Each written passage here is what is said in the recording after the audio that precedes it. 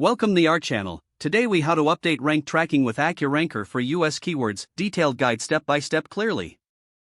Begin by logging into your AccuRanker account. Once you're on the dashboard, navigate to the keywords section.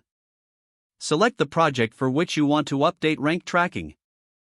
Click on the settings option within the project.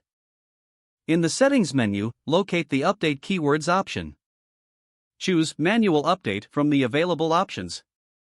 Here, you will see a list of your existing keywords. Select the keywords that you want to update for US rankings. Next, check the box next to each keyword you want to include in the update. Ensure you specify the correct search engine for the US region. You may also want to set a custom date range for the update if necessary. Once you've made your selections, click on the Update button. The system will begin processing your request. You can monitor the status of the update in the Pending Updates section. After the update is complete, navigate to the ranking report. Here, you will see the latest rank data for your selected keywords.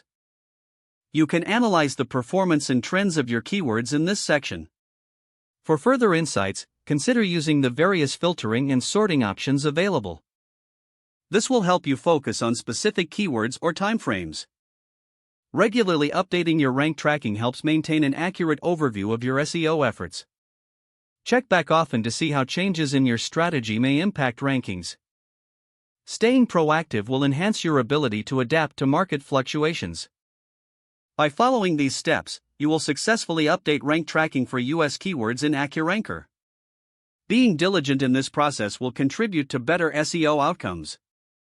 Incorporate your learnings into future strategies for improved keyword performance. If the page does not load, refresh the browser or try again in a private or incognito window.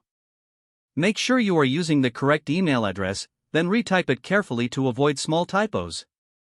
If your password is not accepted, use the reset option and create a new strong password you can remember. Don't forget to like this video and subscribe to our channel for more step-by-step tech guides.